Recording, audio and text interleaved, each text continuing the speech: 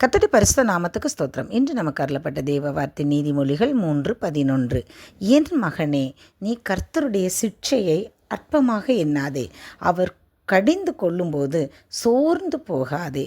இந்த வசனத்தில் என்ன சொல்லியிருக்காங்கன்னா, அவர் நம்முடைய பிள்ளைகளாகிய நம்மை பார்த்து சொல்கிறாங்க, நீ கர்த்தருடைய சிட்சையை அற்பமாக நினைக்காத. நம்ம சிட்சிக்கிறதுனா ஒரு சின்ன சின்ன தண்டனைகள். நம்ம தப்பு பண்ணும்போது தான் நம்மளுக்கு தண்டனை தருவாங்க. நம்ம சும்மா இருக்கும்போது யாரும் தரமாட்டாங்க. அப்போ தர்ற தண்டனைகள் எதுக்காக நம்ம தந்தாங்கன்னு சொல்லி நம்ம ஆராய்ந்து பார்க்கணும். அதை அற்பமாக நினச்சிட்டு விட்டுறக்கூடாது. தண்டனை அது பாட்டுக்கு வாங்கிட்டு நம்ம அதை கண்டுக்காமல் போகக்கூடாது. இது எதுக்கு நம்மளுக்கு கிடச்சிது அப்படின்னு சொல்லி ஆராய்ந்து பார்க்கக்கூடியவர்களாக இருக்கணும். அதனால தான் அற்பமாக எண்ணாது, அவர் கடிந்து கொள்ளும்போது சோர்ந்து போகாது. நம்மளை மட்டும்தான் தண்டிக்கிறாங்க.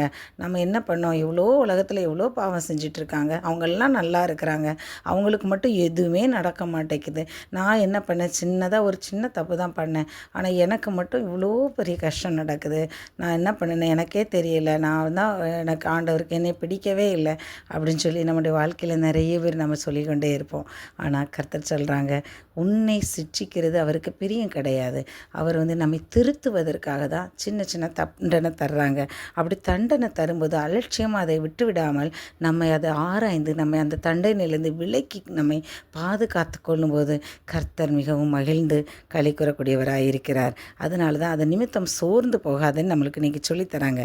நீதிமொழிகள் 3:12 தகப்பன் தான் நேசிக்கிற புத்திரனை சிட்சிக்கிறது போல கர்த்தர் எவனிடத்தில் அன்பு கூறுகிறாரோ அவனை சிட்சிக்கிறார். நம்ம ஒரு சின்ன தப்பு பண்ணால் அடிக்க தான் செய்வாங்க, திட்டுவாங்க. அப்படி இருக்கும்போது அந்த நேரம் கோபம் வரும், நம்மளை அடிச்சிட்டாங்களே, எல்லாரும் முன்னாலே நம்மளை அடிச்சிட்டாங்களேன்னு சொல்லி. ஆனால் அதுக்கப்புறம் நம்ம யோசித்து பார்க்கும்போது நிச்சயமாக அது ஒரு நன்மையான காரியமாக தான் அது முடியும். அதான் எபிரேயர் 12:11 எந்த சிற்றையும் தற்காலத்தில் சந்தோஷமாய் காணாமல் துக்கமாய் காணும், ஆகிலும் பிற்காலத்தில் அது பழகினவர்களுக்கு அது நீதியாகிய சமாதான பலனை தரும். இன்றைக்கி நம்ம சிட்சிக்கப்பட்டோன்னு சொன்னால் அது நம்முடைய வாழ்க்கையை அது மாற்றக்கூடியதாகவும் ஒரு பலன் அளிக்கக்கூடியதாகவும் ஒரு சமாதானத்தை தரக்கூடியதுமாக தான் இருக்குமே தவிர வேறு ஒன்றும் இல்லை. அதனால் கர்த்தர் நம்மை சிட்சிக்கிறது அவருடைய பிள்ளைகளாய் நம்மை நேசிக்கிறதுனால தான். அதை நம்ம அப்படியே ஏற்றுக்கொண்டு சோர்ந்து போகாமல் நாம் என்ன பண்ணியிருக்கோம்னு சொல்லி நம்மை ஆராய்ந்து பார்த்து அதிலிருந்து நம்மை விலகி நம்மை பாதுகாத்து கொள்ளும்போது நம்முடைய வாழ்க்கை நல்லபடியாக சமாதானத்தோடு சந்தோஷத்தோடு இருக்கும்.